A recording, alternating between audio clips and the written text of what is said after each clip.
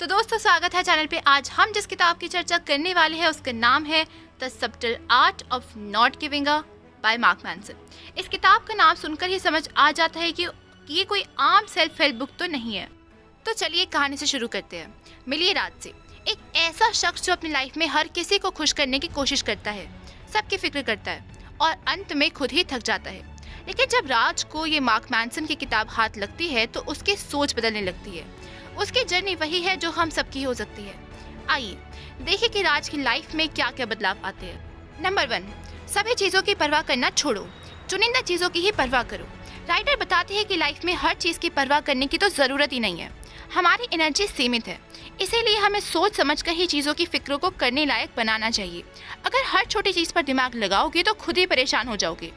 राज उन लोगों में से था जो हर किसी की राय, हर छोटी दिक्कत और हर फेलियर की फिक्र करता था, फिर चाहे वो ऑफिस में बॉस की नाराजगी हो या सोशल मीडिया पर कम लाइक्स वाला एक पोस्ट, सब कुछ उसे परेशान करता था। पर किताब पढ़ने के बाद उसे समझ आया कि उसे हर चीज़ की परवाह को करना छोड़ना होगा। इसलिए उसने ठान लिया कि अब से सिर्फ वो उन्हीं चीज़ों पर फोकस करेगा जो उसकी लाइफ को बेहतर बना सकते हैं। उसने सोशल मीडिया की जगह अपनी हेल्थ और काम पर ध्यान देना शुरू किया। नतीजा ये हुआ कि उसकी मेंटल हेल्थ सुधर गई और वो ज़्यादा प्रोडक्टिव होने लगा। नंबर 2, खुश रहने का दबाव छोड़ो, मुश्किलों का सामना करो। इस किताब में मैनसन बताते हैं कि हम सबको ये सिखाया गया है कि हमें हमेशा खुश रहना चाहिए, लाइफ का मकसद ही ये है। लेकिन सच्चाई तो ये है कि लाइफ में परेशानियाँ होंगी और उनका सामना करना ही असली ग्रोथ है। खुश रहने का दबाव छोड़ो, बल्कि मुश्किलों से सीखो। राज हमेशा ये सोचता था कि उसकी लाइफ में कुछ ना कुछ गलत हो रहा है, क्योंकि वो हर वक्त खुश नहीं रहता था। उसने सोचा कि बाकी लोग तो हमेशा खुश दिखते हैं, फिर वो क्यों नहीं। लेकिन जब उसने किताब पढ़ी तो उसे समझ आया कि खुश रहना हर वक्त का मकसद नहीं है। अब जब राज की लाइफ में कोई मुश्किल आती है तो वो उसे एक चैलेंज की तरह लेता है। उसे पता है कि हर दिक्कत से कुछ ना कुछ सीखने को मिलेगा और अब वो सिर्फ खुश रहने की जगह खुद को बेहतर बनाने की कोशिश करता है। खुश रहने की उम्मीद छोड़ो, लाइफ में चैलेंजेस आएंगे और वो तुम्हें बेहतर इंसान बनाएंगे, इसलिए उनसे डरने की जगह उन्हें गले लगाओ। नंबर 3, सही वैल्यूज पर फोकस करो। राइटर कहते हैं कि हमारी जिंदगी की क्वालिटी इस पर निर्भर करती है कि हम कौन सी वैल्यूज को चुनते हैं। अगर हम फेक या बेकार चीज़ों को अहमियत देंगे तो हमारी लाइफ में सिर्फ स्ट्रेस और परेशानियां आएंगी। सही वैल्यूज को अपनाना ज़रूरी है ताकि हम सच में खुश और संतुष्ट रह सकें। राज पहले सोचता था कि दूसरों से ज़्यादा पैसा कमाना है, बड़ा घर चाहिए और बाहर से एक परफेक्ट लाइफ दिखनी चाहिए। लेकिन जब उसने इस किताब को पढ़ा तो उसे समझ आया कि उसकी प्राथमिकताएं गलत थी। अब राज ने अपनी वैल्यूज़ को बदला। उसने ज़्यादा पैसा कमाने की जगह अपने काम में सच्चाई और खुश रहने की वैल्यू पर अहमियत दी। उसे महसूस हुआ कि जब वह सही वैल्यूज़ पर फोकस करता है तो उसकी लाइफ और आसान और सुकून भरी लगने लगती है। सही चीज़ों को अहमियत दो और वैल्यूज़ चुनने से पहले हमेशा सोचो कि क्या वो तुम्हें सच्ची खुशी और संतुष्टि देगी भी या नहीं। नंबर 4, नहीं कहना सीखो, अपनी बाउंड्रीज को तय करो। लाइफ में ना कहने की बहुत ज़रूरत होती है। हम अक्सर इसलिए परेशान रहते हैं क्योंकि हम हर किसी को खुश करने की कोशिश में हाँ कह देते हैं। अब में राइटर बताते हैं कि अपनी सीमाएं तय करना और नहीं कहना एक ज़रूरी स्किल है।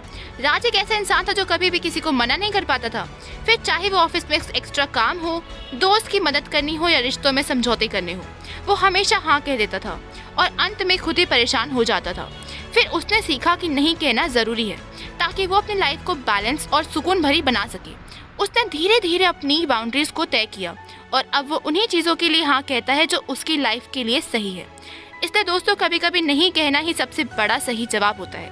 अपने बाउंड्रीज को तय करो और दूसरों की उम्मीदों के लिए खुद को थकाओ मत। नंबर 5, फेलियर को गले लगाओ। ये सीखने का सबसे बड़ा मौका है। राइटर कहते हैं कि फेलियर से डरने की जगह हमें इसे एक्सेप्ट करना चाहिए और इससे सीखना चाहिए, क्योंकि फेलियर ही हमारा असली टीचर है। अगर आप फेल नहीं हो रहे हैं तो शायद आप कुछ नया सीखने की कोशिश ही नहीं कर रहे। राज को हमेशा फेलियर से डर लगता था, इसीलिए वो सारी चीजें करने से बचता था। उसे लगता था कि अगर वो फेल हुआ तो लोग क्या सोचेंगे। लेकिन अब राज समझ चुका है कि फेलियर से ही असली ग्रोथ आती है। अब राज ने रिस्क लेना और नई चीजों को ट्राई करना शुरू कर दिया है। अब वो फेल होने से भी बिल्कुल नहीं डरता, क्योंकि उसे पता है कि उसने फेल होने के बावजूद भी कुछ ना कुछ तो सीखा है। इसलिए फेलियर से डरो मत, ये तुम्हें सिखाता है और ये वही रास्ता है जिससे तुम आगे बढ़ते हो। फेलियर से सीखो और अगली बार और बेहतर बनो। नंबर 6 और लास्ट, राइटर ने सबसे इम्पोर्टेंट मैसेज देते हुए बताया है कि जीवन में संघर्ष से भागो मत, पर सही स्ट्रगल को चुनो। इसमें राइटर हमें बताते हैं कि सही संघर्ष को चुनना ज़रूरी है। हमें उन चीज़ों के लिए स्ट्रगल करना चाहिए जो हमारे लिए वाकई मायने रखती है। राज हमेशा सोचता था कि उसकी लाइफ में कोई दिक्कत होनी ही नहीं चाहिए, लेकिन अब उसे समझ आया कि दिक्कतें तो रहेंगी, लेकिन हमें चुनना होगा कि सही दिक्कतें कौन सी है। अब राज अपने प्रोफेशनल और पर्सनल लाइफ में वही लड़ाइयाँ लड़ना चाहता है जो उसकी लाइफ को और बेहतर बना सकती है।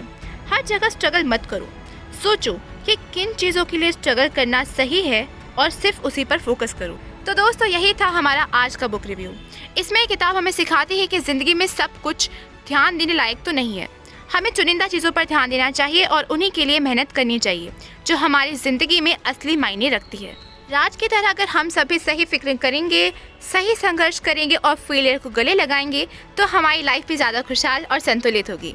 तो उम्मीद है आपको ये बुक रिव्यू पसंद आया होगा। मिलते हैं एक नए रिव्यू के साथ, तब तक के लिए ध्यान रखें और कमेंट में ज़रूर बताएं कि आपने क्या सीखा।